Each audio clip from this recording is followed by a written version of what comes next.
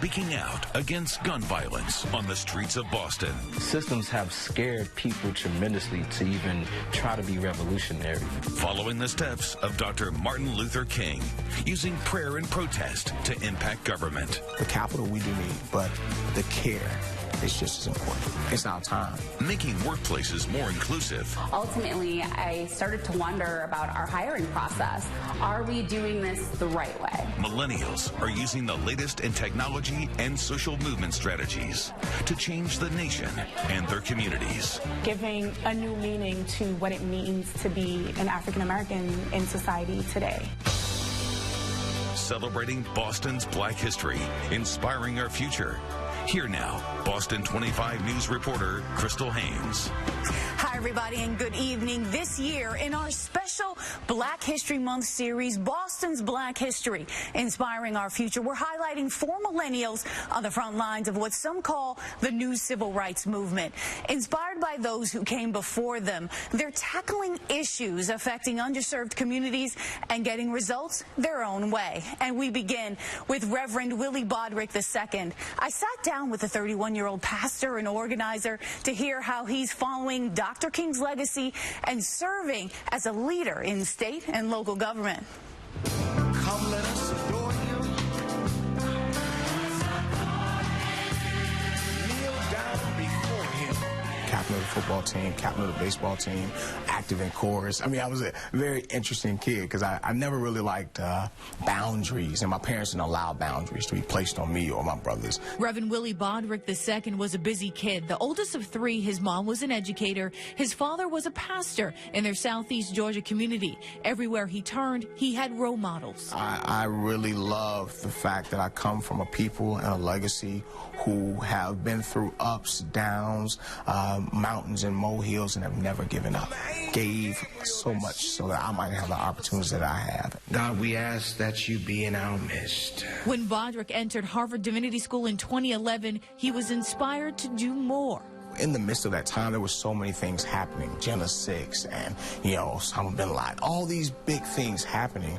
A black man running for president, and I wasn't even 21 yet. And young people his age were mobilizing across the country, speaking out against police shootings, inequities in the judicial system, and institutional racism. Oh, we worship.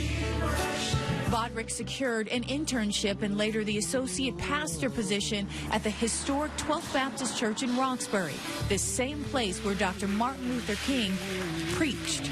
We need to think critically about what's happening where our young people.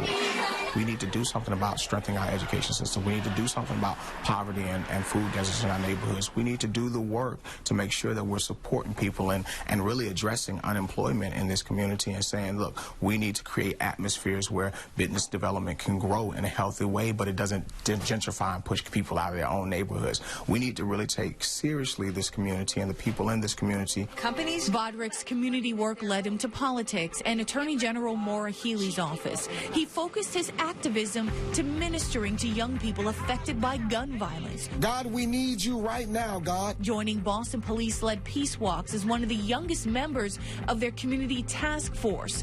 In the days after the shooting death of Trayvon Martin and the rise of the Black Lives Matter movement, Bodrick joined faith leaders to address racial tension in the city and mobilize young people through programming, peaceful protest, and prayer.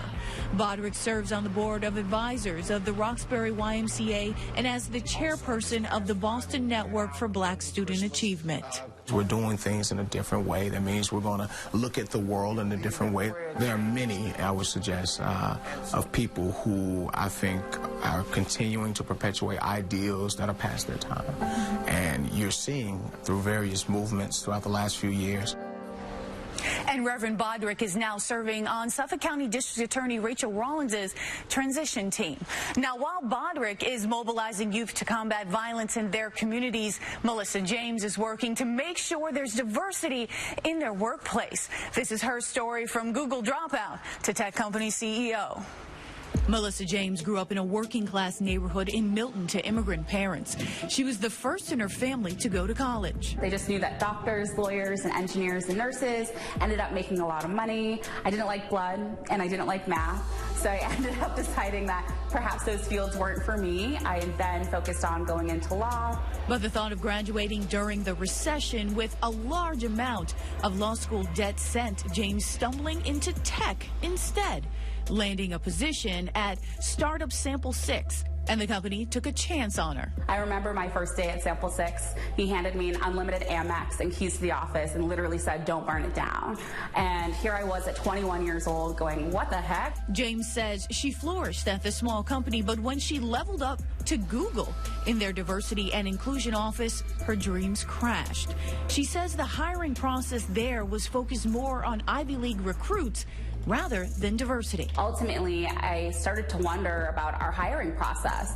Are we doing this the right way? Google reported only 2.5% of its U.S. employees are black, 3.6% Latinx. Just 30% are women. And I think it's just really important that when we say we want diversity of thought, we need to be thoughtful about how do we engage those other components of diversity as we go through the hiring process. James decided to fix that, and Tech Connection was born.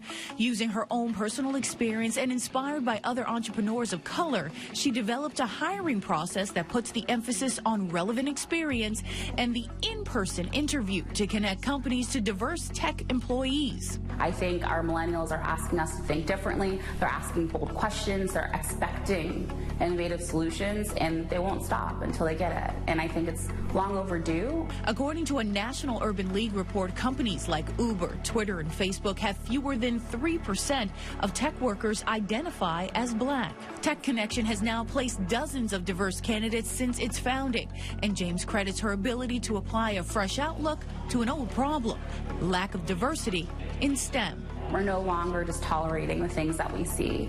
And what I see is that people are saying, like, no, I want to be in charge of my career. I want to be happy in what I do. I want work-life balance and what it means for me. And I'm willing to get it at any means possible. All right, well, coming up, I will sit down with a Boston entrepreneur who's helping women of color break through the glass ceiling. The moment that I started sharing my story with other women and realizing that I wasn't alone, how she used her experience fighting institutional racism in the workplace to make a big impact. And later, he survived gang violence and narrowly avoided incarceration. Using his story, he's fighting to end gun violence in communities of color. How this millennial is celebrating Boston's Black history and inspiring our future. But first, a look at Boston 25's month-long education campaign with Boston Public Schools.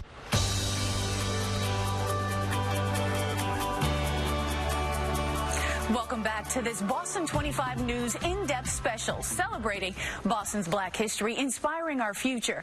You know, recent data shows that women of color make up just 5% of executive or senior level positions at the S&P 500 companies.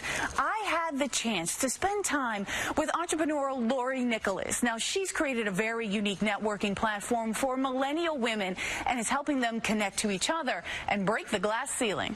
I wanted to be a pediatrician and I wanted to have a red car. Like, that was it. That's all I wanted to do. Entrepreneur Laurie Nicolas found herself in the medical field, instead running a prestigious doctor's office. But her pride in her work was overshadowed by how she says she was treated. As a young black woman in a leadership role, it was a very isolated experience for me. I did face a lot of adversity in the workplace, which I struggled to navigate personally. And Nicolas tells me the institutional racism and sexism she faced was shocking and unexpected. The oldest of 5, she grew up in Cambridge, a place she calls a melting pot of cultures. Absolutely. I was absolutely surprised because, again, I grew up in Cambridge where it was diverse. I had never experienced anything of that nature. So I was surprised. And Nicolas had graduated with honors from UMass Boston and later Harvard's Extension School and Northeastern University School of Law. She wanted to make it work. No one in the entire organization looked like me. So there was no one that I could go and speak to that would understand where I was coming from and that would understand what I was going through. With encouragement from friends and mentors, she left the office and started her own business. Pink Fit is a nonprofit organization dedicated to promoting the importance of women's health and wellness by offering physical fitness programs, sport programs, and wellness workshops. They're best known for their Pink Sundays, a female-only football league. The moment that I started sharing my story with other women and realizing that I wasn't alone. Out of that, she started FemCove, a female-focused organization that provides a platform for millennial women to connect, collaborate, and create with other women. Monthly, women share their own experiences. And Nicolas continues to be inspired by women-centric movements like the Women's March, Me Too, and the election of a historic number of women to the House of Representatives. You know, giving a new meaning to what it means to be an African American in society today. Diversity and inclusion, it's such a buzzword nowadays, and a lot of organizations are not putting forth the effort to build an inclusive workplace, a workplace with a collaborative culture. And FemCove uses its online platform to provide a number of resources on everything from work-life balance to black women and postpartum depression. Boston 25 News also partnered with Boston Public Schools this year as the media sponsor for the 37th annual MLK celebration at the Strand Theater in Dorchester. Schools and students were selected to participate, and their performances range from dance and spoken word to a video produced by students. The performances weaved in themes that Dr. Martin Luther King Jr. stood for, including nonviolence, justice, and equality. Now, if you missed this performance, you can catch a recording of it at boston25news.com/MLK.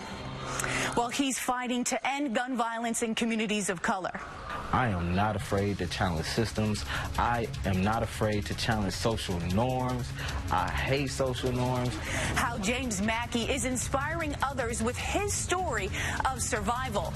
And now another look at Boston 25's education campaign with Boston Public Schools celebrating Black History Month.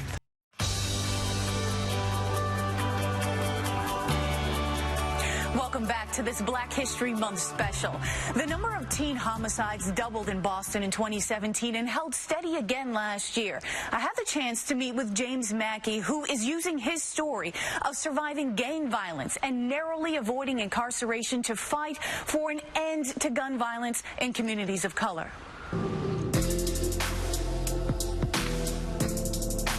Systems have scared people tremendously to even try to be revolutionary.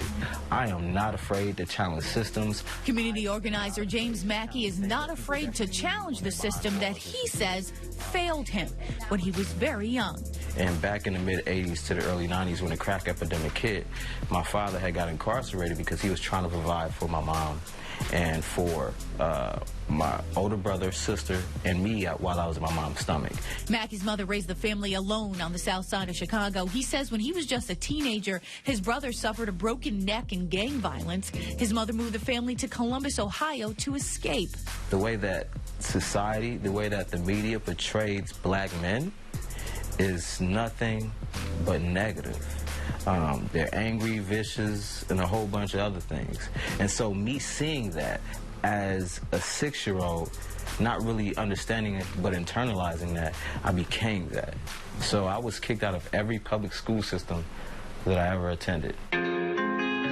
He says it wasn't until one of his brothers was shot that he decided to make a change. I felt like it was my fault because of the lifestyle that I was living that led him down to that path. And then I had lost a stepbrother due to gang violence. And I also feel like, you know, my actions played a major role in that. A teacher took a chance on Mackey and helped him get into the AmeriCorps program with a placement in Boston. They believed in me when I didn't believe in myself. Mackey found his stride as a motivational speaker, using his story to inspire others and using his connections in his neighborhood to organize young people around issues of gun violence. He recalls being invited to the State House for a discussion with lawmakers on prison reform. everyone on the panel was white, and the whole room was white except for Rasan Hall from ACLU. And that made me extremely upset because I'm like, most of the young people in Massachusetts who are incarcerated are black and brown young people. Mackey has collaborated with the Center for Teen Empowerment and worked with national nonprofit Youth Build and Boston's My Brother's Keeper. He started Stuck on Replay, a series of community events to talk about issues affecting communities of color. We can do something about it, or we can remain stuck on replay and continue to be, criminalized and hurt by numerous systems that have oppressed black and brown people. Mackey recently received the Roy Wilkins Next Generation Leadership Award by the Boston NAACP. And a lot of millennials, I would definitely say, are revolutionary and are not backing down. And we got a lot of energy. We got a lot of passion.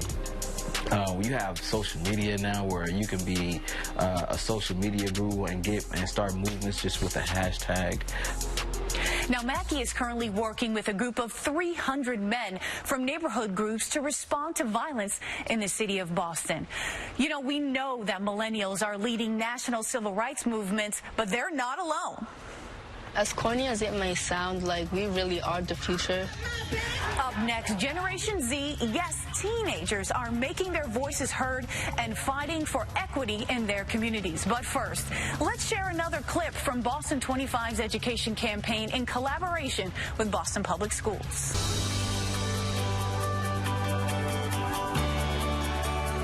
Thanks for staying with us for this Black History Month in-depth special. We've been profiling millennials all month, but Generation Z, those are teenagers, by the way, they're leading major national movements around civil rights. I sat down with young community activists Carrie Mays, Debbie Perez, and Ratule Diallo to hear how they're using technology and social movement strategies to push for change. Why do you think young people, when we're talking about young people who are initiating these large movements, these marches, these community programs, why do you think that young people want to be engaged in their community and to affect change? Recently, I've been seeing much more youth stepping up and using their voice and the power that they have. Youth are the leaders of today. And it's because racism has evolved that this movement and this youth generation has evolved. What do you see as the biggest issues facing young people of color today? Racism, white supremacy. How do we change it? I feel like the way to change is honestly to educate and believe. What skills do young people bring to this fight that maybe other generations don't? I feel like one advantage that we have is the power of social media. Like before, this stuff is nothing new. This has always been happening, all the terrorist attacks, the police brutality. But I feel like now with social media, we have the power to record this happening live and force a conversation about it. Do you think you're able to reach more people because of the skills you have? I mean, you can use social media in a different way. You're more creative. You have different ways of thinking about things. I definitely do agree, and I also think that the way in which youth can drive that conversation, we have talent, we have art, we have ambition, and not only that, but we have time because we're young. All right, well, thank you for joining us for this very special presentation of Boston's Black History, Millennials Inspiring Our Future. A very special thank you to Boston Public Schools and the students in our month-long Black History Month education program. Continue these conversations. Go to our website at boston25news.com/Black History Month. Thank you.